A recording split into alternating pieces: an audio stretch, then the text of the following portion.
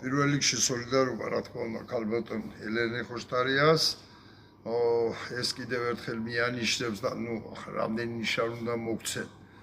რომ არაფრის დათმობას ეს ხელისუფლება არ აპირებს, რომ ბოლომდე წავა, რომ ის მზად არის, ყველა დააპატიმროს, ყველა გააქციოს და ალბათ თუ გაუვიდათ, მალე დახვრეტებსაც დაიწყებენ ქუჩაში, როგორც 37 წლებში ხდებოდა.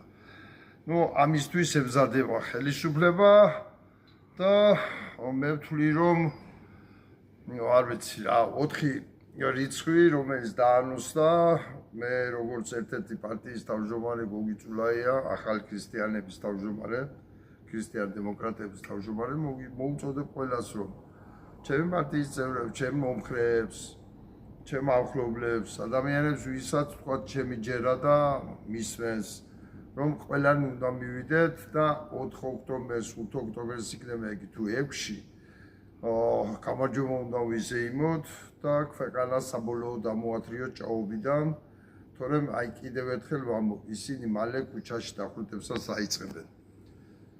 მათ ქართველი ერი არ ანაღლებთ არანაირად და მინდა ერთი რამ თქვა. 4 ოქტომბერი ეს რიცხვი უკვე გახდა დაეკიდა განთავისუფლების დღედ და ჩვენ თუ არ გავალთ ბლომად და არ ვიქნებით მობილიზებული და ვერ მივაღწევთ ვერაფერს, ეს გამოიწვევს დიდ გულგატეხილობას და შემდგომი აქცია ან შემდეგი ბრძოლა იქნება უკვე რთული და ისინი იქნებიან უკვე გამარჯვებულები. მოკლედ რო ვთქვათ, 4 ოქტომბერს უნდა გაიხსნას კვანძი.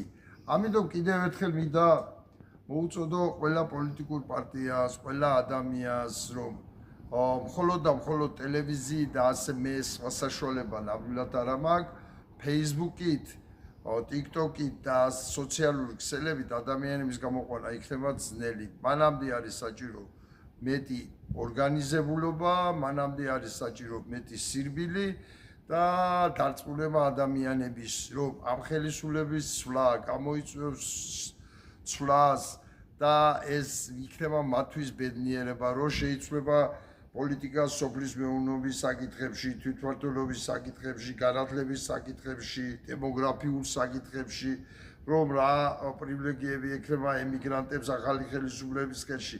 ეს ყველაფერი უნდა დაიწეროს, ეს ყველაფერი უნდა ვესაუბროთ. და კიდევ ერთხელ მინდა გავიხსენოთ ძველი აქციები, როდესაც ვთქვა, იგივე მიშას ხელისუფლებას ან იგივე შევარდნაძის ხელისუფლებას მეჭიდაებოდი.